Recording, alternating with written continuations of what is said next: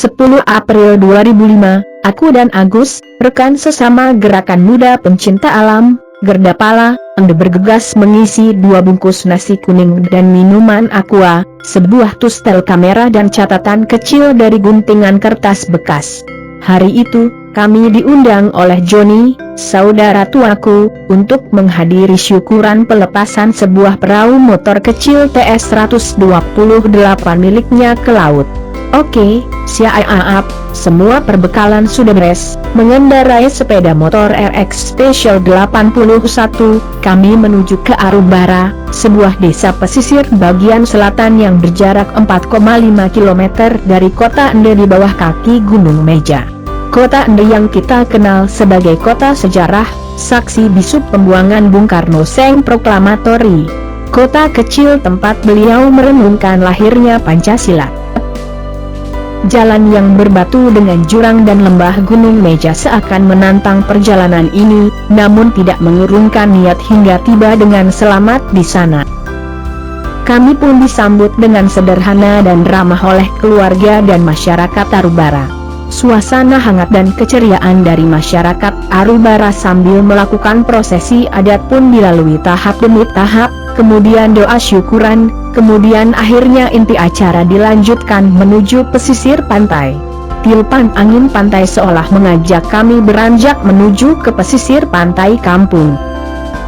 Di sana telah menunggu dengan gagahnya perahu motor kecil TS-128 yang baru selesai dicek dengan indah. Seakan-akan ingin mengatakan kepadaku, orang kota, bahwa kami orang laut juga punya jiwa seni. Joni, sang pemilik perahu ini sumringah. Alhamdulillah, ini hasil panen, keringat dari usaha rumput laut selama 2 tahun, mengelap keringat di dahinya dengan nada puas. Bagi kita sih, orang kota nih, cukup dengan biaya 10 juta rupiah sudah bisa beli kontan sebuah perahu motor kecil, praktis saja kan, tapi tidak bagi mereka, warga di sana. Mengumpulkan uang sebanyak itu selama 2 tahun, bukan sesuatu yang mudah. Mereka harus rela berangkat pagi ke laut, menyiapkan rumpon, mengikat bibit, sampai harus bergantian jaga dini hari di pesisir pantai menahan dingin yang teramat sangat. Walau lelah, tapi batin mereka puas. Inilah hasil kami. Dalam benakku, ternyata di balik kesederhanaan itu, masih ada kebahagiaan yang bisa dipetik. Ketermenungan dan keceriaan berlangsung hingga pukul 13 WITA. Setelah beristirahat sejenak, tibalah rencana inti ke Pegunungan Bui, tempat di mana kampung itu dan Zeda Zamba berada. Saya dan Agus pun bergegas.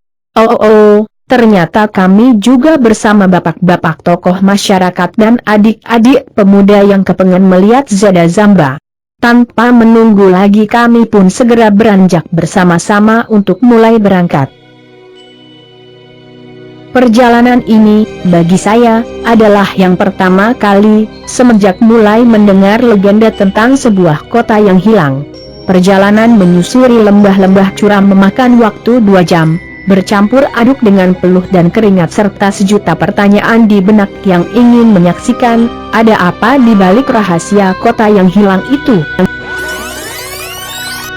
Kota ini memang berada di puncak Pegunungan Bui, dengan elevasi 428 meter di atas permukaan air laut dengan kemiringan lereng 45 derajat, cukup membuat lutut dan kaki saya bergetar hebat karena ngilu. Sembari berjalan, terus kutatap sekeliling pemandangan agar kepala tidak terasa pusing, hingga tiba-tiba kurasa bahwa kami sedang diamati oleh segerombolan penghuni hutan. Ternyata, segerombolan kera hutan yang cukup ganas dari kejauhan. Dilihat dari ukurannya, memang seperti badan seorang manusia dewasa. Cukup mengerikan. Untung kami tidak diserang, karena posisi kami yang cukup jauh antara 2 bukit yang dipisahkan oleh lembah curam. Menurut pengalaman masyarakat di sana, seringkali tanaman mereka seperti ubi kayu, kelapa dan kedelai sering dimakan oleh gerombolan kera hutan itu. Bahkan kera-kera itu tidak takut dengan senapan angin sekalipun. Perasaan yang sama dialami juga oleh Agus. Sambil berjalan saya pun berdoa semoga tidak terjadi apa-apa yang menghambat perjalanan kami. Dengan medan yang cukup terjal, terpaksa kami harus merayap di sisi bukit agar tidak terperosok ke lembah jurang. Memang posisi jalan setapak perjalanan kami menuju ke Zada Zamba tepat berada sepanjang puncak bukit. Tepat pukul 15 WITA, tibalah kami di puncak bukit. Sangat melelahkan, napas ini mau putus saja, keluhku. Bahkan posisi badan harus diatur sedemikian rupa, agar tidak jatuh ke lembah jurang. Sesampainya di puncak, ternyata pemandangannya sangat indah. Alam ciptaan Tuhan memang benar-benar sempurna. Dilingkari pohon-pohon kelapa dan ilalang yang tertiup angin pegunungan benar-benar menghapus lelah dan penat di sekujur tubuh. Kurasakan energi alam telah merasuki tubuhku, membawa kesegaran yang tiada duanya.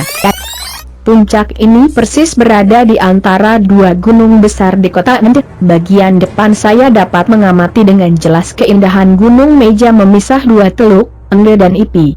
Sungguh indah. Ada lagi pulau Ende di tengah laut yang cukup menantang.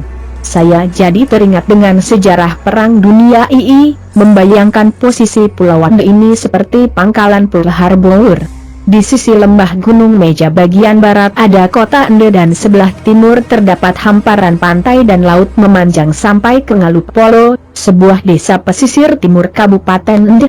Di tengah-tengah hamparan laut terdapat Pulau Koa, 250 meter persegi, yang begitu mungil seakan bersapa pada kami, "Oi, teman, sedang apa kau di atas sana?" Pada bagian belakang, menjulang ke angkasa langit, Gunung Ia, yang pernah meletus tahun 1969. Sambil memandang sekelilingnya, saya pun mengamati kawasan di sekitar puncak Zada Zamba. Ternyata puncak ini seperti sebuah benteng. Hamparannya panjang, namun tidak begitu lebar. Hanya sekitar 200x4 meter. Saya pun berpikir, ini kok seperti sebuah benteng perang, ya, seperti sebuah pertahanan kota. Sekelumit tanya itu akhirnya ku ketahui juga dari cerita Eja Senen, seorang warga masyarakat Arubara, yang turut bersama perjalanan kami. Jauh dahulu kala ada sebuah kampung yang dinamakan Kampung Roja. Roja berasal dari kata ROMJA yang berarti rum sama dengan orang Roma, sedangkan Ja sama dengan berkulit terang. Dengan kata lain orang Roma yang berkulit putih. Tinggallah di sana warga Kampung Roja yang hidup damai dan tentram. Kampung ini memiliki struktur kehidupan adat yang cukup ketat yang dikuasai oleh seorang Mosalaki PUU, pemimpin tertinggi kepala adat, yang bernama Peja Roja.